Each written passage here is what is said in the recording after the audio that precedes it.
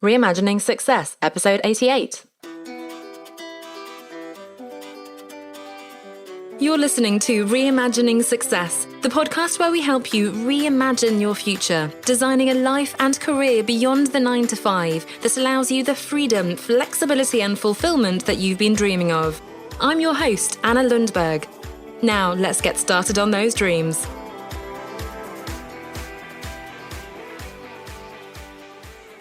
Hello there and welcome back. Now, we've been talking a little bit about building a brand platform, and I wanted to look at this from a slightly different angle, which is the stories we tell ourselves. So not the brand story, the personal brand that we're putting out there in the world, but actually almost our internal branding, the way in which we see ourselves.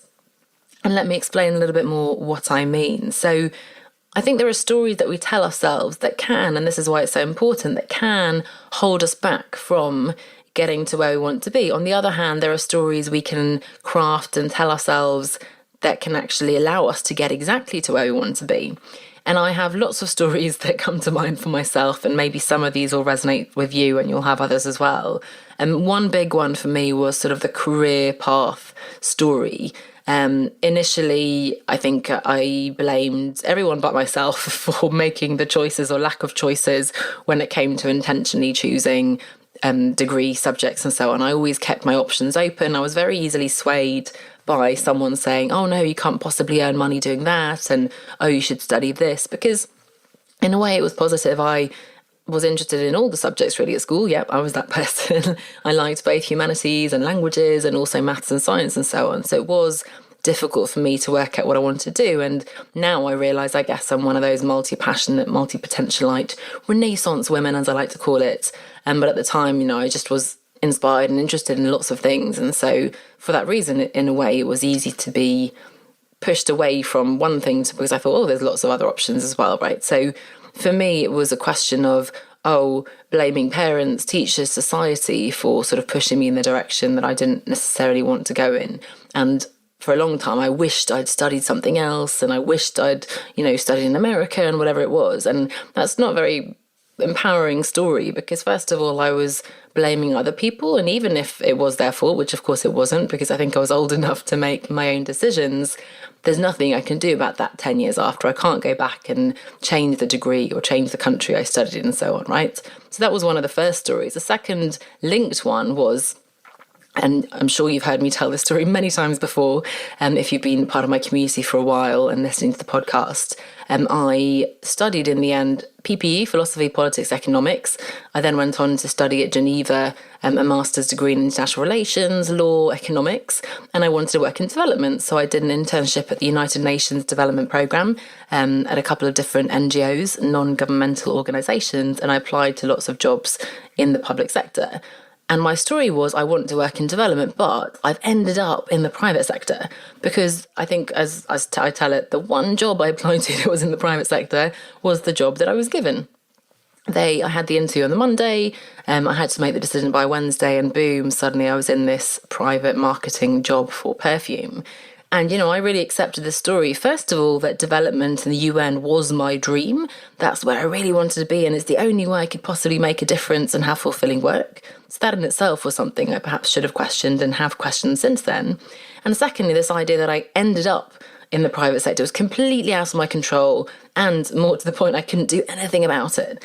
And that's, again, a very disempowering story that I was telling myself and anyone else that would listen, because I wasn't actively trying to, I think I half-heartedly once a year would apply to a UN job, and then I'd just say, you need more experience and so on, So there were lots of excuses. Now, luckily for me, for whatever reason, I did take control. So 2013, I took a sabbatical. And since then, I've worked with coaches. I've challenged a lot of my underlying beliefs and assumptions. I've done lots of soul searching, exploration of what I really wanted to do. And I've taken steps to intentionally create that. And it wasn't necessarily the surface thing that I thought I should be in. It wasn't, I'm not working at the UN, unfortunately, but I like to think I'm making a difference in a different way. And obviously it's still a journey, but here I am. I'm loving my work. I'm doing fulfilling work. And most importantly, I'm making intentional choices. And I'm certainly never blaming anyone else for where I am. I must admit, if I think back, relatively recently, I've sort of been blaming or using as an excuse, I guess, the situation that my partner had a 9 to 5 job here in London. So, we have to stay in London. We're tied by this. The exciting thing there is that he no longer has this 9 to 5, so the world is our oyster and we can maybe go and do something else. But it is easy to latch onto that comfort zone, to have that story that then holds us back. It just gives us an excuse to stay in our comfort zone. So that's one story, or many stories that I had around career and so on. But there are others. One I had was, I'm a Libra. And if you know anything about astrology, that means that you're indecisive. So that was a massive excuse for me always. I can't make decisions, whether it was at the restaurant or again for my career, my degree subjects and so on. So that's a very convenient excuse. I can't make decisions. Another interesting one for me, a bit more implicit, is I'm not a sporty person. And what's strange is if I look back at school, throughout primary school, I was winning the 100-metre races. I was tall, so I was good at the high jump, although I did that scissor sort of tactic from the 19th century rather than doing the proper high jump technique that they do now. I was goal attack in netball. I won the netball prize for getting 8 goals in one match. I even got the sports cup when I left the school, which is very strange, I think, because I really was more academic than sporty, but fine. So clearly I was sporty at that time, right? I was very active. Now, secondary school, and I talked to my sister and some friends about this recently. Unfortunately, we went to an all-girls school where we had to wear these awful briefs, basically underwear in public. And you can imagine going through puberty, feeling uncomfortable with your body. Not to mention, we had to walk past a field where there were boys pointing and laughing. In the changing rooms, girls would be giggling and pulling aside the shower curtain. At the swimming pool, you get verrucas. It's just not a very conducive environment to enjoying sport, unfortunately. So I'm jealous of others. I know my boyfriend went to a school where they really encouraged sport and loved it, and he's good at every sport now. So I think partly, there you go, there's a disempowering story again. I can blame school and so on and puberty. But the truth is, what is a sporty person? Nike says that we're all athletes, right? And since then, I've run 10K races, half marathons, I've done long hikes. I do lots of HIIT sessions. Right now, I must admit, I'm not being super sporty for various reasons. But, having that, I'm not a sporty person, implicit assumption gives me an excuse to not exercise, to not bring my sports gear when I go abroad on holiday or whatever, right? And is that a story I want to believe? Well, no, actually not. I don't want to be a lazy lump just sitting on the sofa all the time, right? So that's not very helpful. Another one is I'm the good girl, and I've talked about the good girl syndrome. And this is not to say that I need to be a rebel, an outlaw, and do lots of crazy illegal things, but it also doesn't always serve me to follow everything by the letter. There can be some shortcuts, there can be creative ways to do things that aren't necessarily the correct way, and that's okay. And especially running your own business, there is no exact path to follow, and actually it's much more empowering to try things, to be creative, and to create your own path. So lots of different stories there, and I could probably go on and on. Others you might recognise, I hear this from clients, I'm a procrastinator, I'm lazy. I'm not an entrepreneur, I'm not an entrepreneurial person. I'm an introvert. Now that's interesting because yes, some people are more introverted than others, but the implicit assumption is that because you're an introvert, you can't then do X, Y, Z, right? That's the disempowering aspect of the story. Because you're an introvert, you can't market yourself, you can't do videos, you can't speak or whatever it is. When in fact, there are ways to build a brand and a business without being extroverted. Lots of people do it. And, that's my passion, is designing a business that works for you in terms of your lifestyle, your priorities, and also your personality and your preferences. Another one, and I hear this from a lot of people, is I thrive on stress. What is going on there? I know that there are lots of us who are excited and full of ideas, and yes, we to some extent I guess thrive on having lots of balls in the air and so on, but I don't think anyone thrives on stress and verging on burnout and so on. So I think that's not a very helpful story. Another one, I'm a perfectionist. This one's definitely just an excuse for holding things back and not taking action. So it's one of those things that we think is quite virtuous, but no, it's not a good thing to be a perfectionist. You need to get things out there. The only way things are going to help others and make a difference is by putting them out in the world. So, I'm sure you can think of other stories that you have. And in fact, that's what I encourage you to do. Literally just grab a piece of paper, write down the stories you're telling yourself. And it's a strange one, what is a story? It's also, in coaching, we call them sort of limiting beliefs. But anything like, oh, I'm always going to be single, or I'm a lazy person. I'm not good at planning. I can't make decisions. All these stories that we sort of assume are almost immutable truths, and it's just fact, and there's no way we can change them. And I would argue that all of these are things that we can work on. And if we just literally just shift the way we're thinking about it, that's already a game changer. And then if we actually start taking different action, you will be shocked and incredibly impressed with how quickly you can shift things. And my sort of career and business path is a prime example. From being that good girl, not an entrepreneur, all these things, in my comfort zone at the corporation and, in a small town, whatever, in 2013, I've completely flipped my life around. And yes, I'm now settling into a different comfort zone.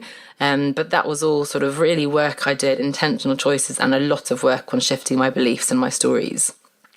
So write down the stories, write down the beliefs you have, and for each one, ask yourself, does this serve me? Is it empowering? Is it going to get me to where I want to be?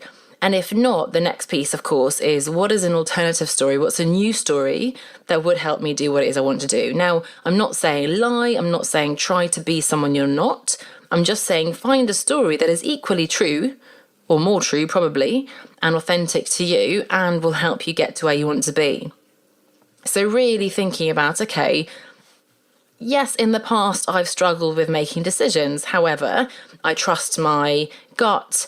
I have, trusted advisors I can turn to, and I want to make a decision. I'm going to set myself a deadline, and I'm going to do it, and I'm going to practice making decisions. Whether it's a trivial one, what are you choosing at the restaurant, if we're allowed to go to restaurants ever again, or if it's a bigger question, right? So what can we actually do differently rather than just resting on that excuse?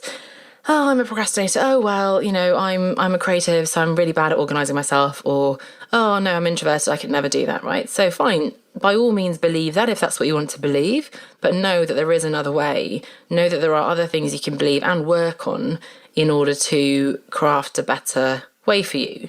All these stories, I have to say, it's soul destroying is the word I always use. When you're putting your fate in other people's hands, when you're sort of spending all this time and energy regretting things from the past and thinking I should have done this and I wish I were more like that. Well, what if you were more like that? And if you look at other people, last week I talked a little bit about sort of that envy we feel when we look at other people who are maybe more confident and more whatever. Ask yourself, oh, that's interesting. Why do I admire that person? Why do I feel a little bit envious of that person? Because they have that confidence. They just go for it. They make a decision and they stick with it. They're committed. They don't worry about perfectionism. They just get something out there. And yes, there's a typo here and there, but amazing, they've done it, and they've had a successful launch and made lots of money. So what is it that they're doing that makes you a little bit envious? Because that can tell you a whole lot of the kind of person you want to be. And again, I'm not talking about making this up. I'm not talking about coming back and being, a completely different person. If that's what you want to do, then by all means. I'm just talking about the power that these intangible emotional stories, beliefs that we have can have. And if I think I have this particular goal that I'm working towards, unfortunately, some of those stories can be sabotaging my progress. And that's the last thing we want, right? So I think just sitting down, write down those stories, they're beliefs, they're not facts, they're not immutable. There are things we can work on, we can choose to work on, or we can choose to leave them, but make that intentional choice.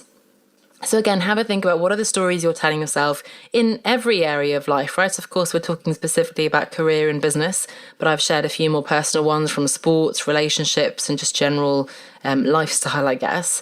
And they're all interconnected. So what are the stories you're telling about yourself? And by the way, would you say those things about other people? Because that's really harsh sometimes to say to someone about someone else, they're just a lazy, not sporty person. They're never going to be a successful entrepreneur. If you don't say that about other people, your friends, why would you say that about yourself as well? So what are the new stories you want to tell about yourself? Who would you need to be in order to achieve what you want to achieve? So I'll leave you with that. I'd love to hear how you get on, and I'll see you back here next week. Bye for now. Are you dreaming of escaping a corporate 9-to-5 job that leaves you feeling unfulfilled and stuck? trying to figure out what you actually want to do and find your way back to your real interests and passions, longing to create something that matters and that really makes an impact. The One Step Outside the 9-to-5 program is your roadmap to creating a meaningful business that will bring you more freedom, flexibility, and fulfillment outside of that 9-to-5. You can learn more, grab your spot, or get on the waiting list at onestepoutside.com/9-to-5. That's 9-to-5. I'd love to help you through this transition out of the 9-to-5 and towards a new vision of your future. So sign up at onestepoutside.com/9-to-5.